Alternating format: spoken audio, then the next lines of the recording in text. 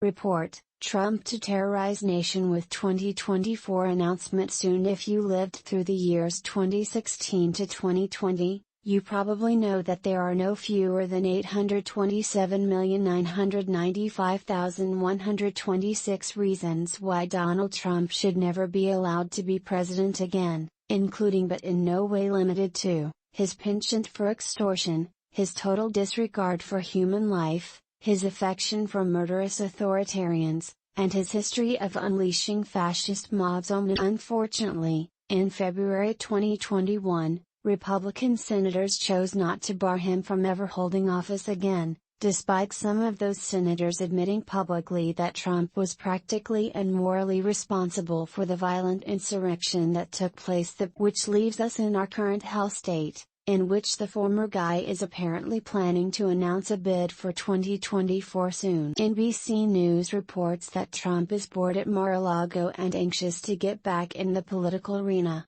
as a candidate, not a kingmaker, according to advisors who are divided over whether he should launch a third bid for the presidency as early as this. Trump, of course, found 99% of the job of being president hugely boring, particularly the daily briefings he ignored. But apparently he can only remember the parts of the gig he enjoyed, like shredding documents and exploiting the office for personal gain and revenge on his enemy. According to reporter Jonathan Allen, while some of Trump's allies think he should wait until after the midterms to announce, others believe going out early would allow him to harness supporters and cut other potential candidates off at the knees. I've laid out my case on why I think he should do it, longtime advisor Jason Miller told NBC News. I think that there being clarity about what his intentions are, is important, so he can start building that operation while it's still fresh in people's minds and they're still active. A lot of that can be converted into 2024 action. Another advisor who thinks it would be more prudent to wait until after November acknowledged that Trump famously had the impulse control of a toddler, and will likely declare sooner rather than later.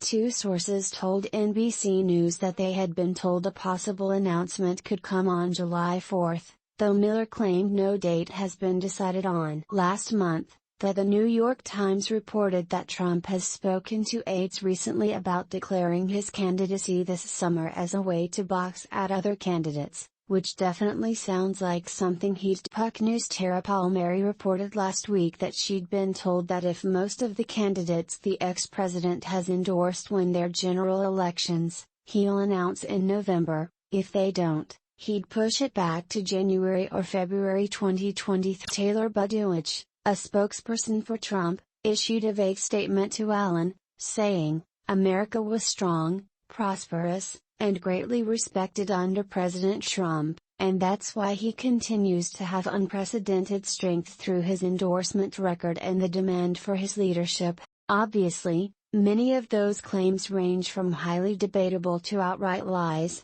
particularly the idea that America was greatly respected under the 45th president. As others have noted, one big reason Trump might want to delay an announcement, even if he's made up his mind, is because his campaign committee would be subject to more rules and banned from coordinating with his super PAC. Despite having suffered a humiliating defeat in 2020, so humiliating, in fact, that he still can't admit it happened. One major reason Trump might make a third run at the White House is that he believes the presidency can shield him from the legal peril he's currently. Why wouldn't he run? Mary Trump, his niece, wondered aloud last fall. He's in so much trouble, legally, criminally, and civilly. For his part, the former guy has been happy to suggest to his supporters he'll be making another stab at it. "The truth is, I ran twice, I won twice, and I did much better the second time," he said during a rally in March, lying about the 2020 result. "And now we just may have to do it again."